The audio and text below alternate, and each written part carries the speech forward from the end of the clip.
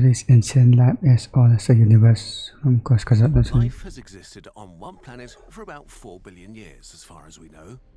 But it might have started Comes from the Big Bang Theory, right right? after the Big Bang, when the universe go. was much stranger and more fantastic than today. A universe that might have allowed life to develop absolutely anywhere.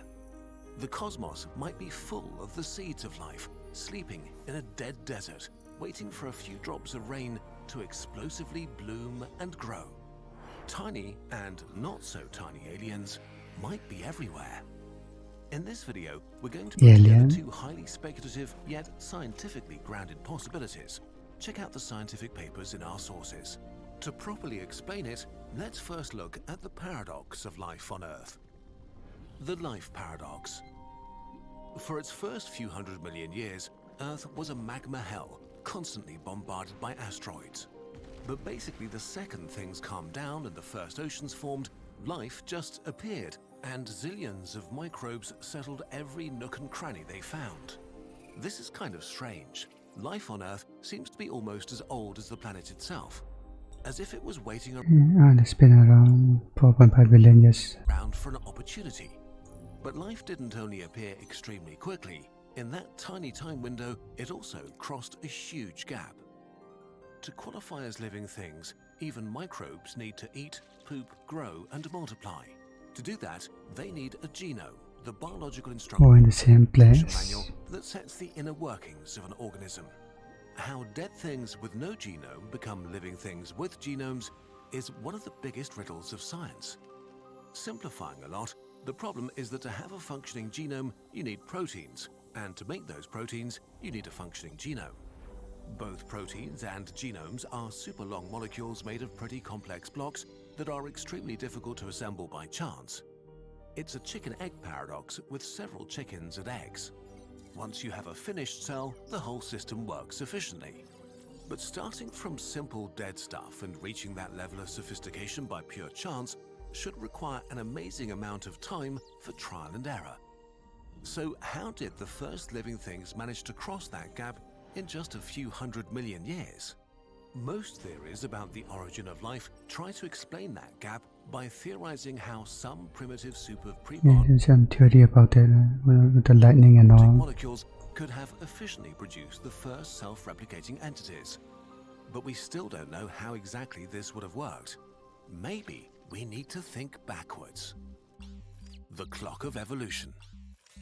Think of genomes as a book telling the history of life. As time passed and life evolved, more characters were introduced. Amoeba, fish, amphibians, dinosaurs, and mammals. Over billions of years, the story of life got more and more complex. A genome can be viewed as a long string of letters with biological instructions. And from microbes to us today, functional genomes seem to have been increasing in size at a fairly constant rate. The functional genome of fish is more than twice that of worms. Our functional genome is about twice bigger than that of fish, and so on. It is a bit more complicated, but for now, let's run with this. When we put all these clues together, it seems that genomes have been doubling in size on average every 350 million years or so, as if evolution had been following an exponential inner clock. But it gets even stranger. The very first microbes that emerged on Earth, even if they look simple, already seem to have had pretty long and complex genomes. But how could life have achieved that level of complexity in such a short time? There may How do they even exist in this be earth? an interesting way to solve this riddle. We just take our exponential clock and extrapolate it back in time to the simplest conceivable life form. Something equivalent to a being with a genome containing just a few letters. But if we do that, we end up 10 billion years in the past, more than twice the age of Earth, which means if life actually evolved like this, it didn't start here, but somewhere out there, in space. This would Love comes from the space. explain why life started to thrive so quickly on our young planet.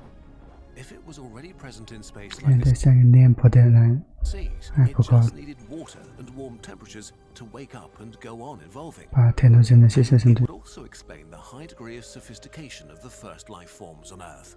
They could have been complex already because they might have been evolving for billions of years somewhere else in the universe. But could life really be that old? Maybe, yes. Actually, life could have started shortly after the universe itself was born. A Goldilocks baby universe. At its most basic level, life needs two things: the right chemical elements to form complex molecules and a liquid medium, like water, in which those molecules can move and interact. The liquid medium needs to stay warm enough to remain, well, liquid. So when we search for life in space, we focus on Earth-like planets at just the right distance from their star, warm enough to sustain liquid water. But there was actually a time when almost all of the universe might have been habitable. Right after the Big Bang, the universe was extremely hot. But as the cosmos expanded, it cooled. And between about 10 and 17 million years after the Big Bang, when the universe was 1,000 times younger than today, it was between 100 degrees Celsius and 0 degrees Celsius, the temperature at which water is liquid. So for this window of time, more than 13.7 billion years ago, the whole universe, absolutely every inch of it, had the right temperature to support life. Of course, the right temperature alone is not enough for life. We also need chemical elements like carbon and oxygen, which are forged in the cores of We need oxygen to survive. But were there stars in super early cosmic times? Maybe, yes, in regions of the universe where matter was especially dense. Such stars would have been very massive and gone supernova in just 3 million years, seeding the baby universe with the chemical elements needed to form dust, asteroids, planets, and the ingredients of life. Maybe the first ancestors of life were more exotic and didn't even need water, but thrived in substances like ammonia or ethane that can stay liquid at temperatures far below 0 degrees Celsius. They could have been sustained by the lingering warmth of the Big Bang for tens of millions of years longer, well into a time when we know for sure there Kurzgesagt, ammonia out of thin air. were stars and all the chemical elements. The real magic of this idea is that while the universe today is extremely deadly and hostile, back then the conditions for life might have been basically everywhere. For a period that may have lasted several dozen million years, primordial life might have been able to emerge on any rock, even between the stars, sowing the universe with the seeds of what, billions of years later, would become bacteria, trilobites, dinosaurs, and finally us.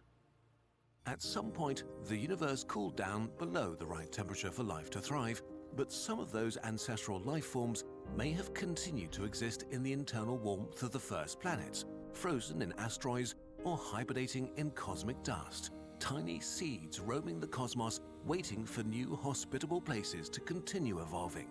If they did, life So is a hidden virus in Antarctica frozen right now? now might be everywhere in the universe. Will we ever know? All this makes for a nice story, and while both the habitability of the baby universe and our exponential clock of life are reasonable ideas, they're still speculative. One more possibility among many others trying to explain our existence today. But if life came to Earth from outer space, then it should have seeded other places in the solar system too.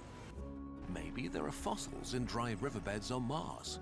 Maybe we'll soon find life in the warm underground oceans of Enceladus or Europa. Titan has seas, rivers, and lakes of ethane and methane as warm as the universe when it was 90 million years old. So finding exotic life on Titan would support the idea that life could have originated in the weird baby universe. Maybe they don't have the exact temperature and moisture or something. So far, when we look out into the cosmos, we don't see anyone like us. But maybe that's because life needed 10 billion years or more to reach the level of complexity that allows for a technological species. Maybe there are millions of worlds filled with microbes, oceans full of exotic fish, and continents of bizarre animals. And maybe even others like us that just recently gained consciousness and are beginning to look at the sky, wondering if they're alone. Life could be flourishing right now in uncountable forms and in all kinds of cosmic environments. And if many of us share a common cosmic origin, we would all be part of a great cosmic family. The answer may lie in our cosmic backyard.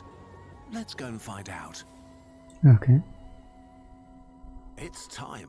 Let's reveal the 12th I don't think it's possible to go to space right now. human era calendar. Okay, let's go. It's updating there. This new calendar is out.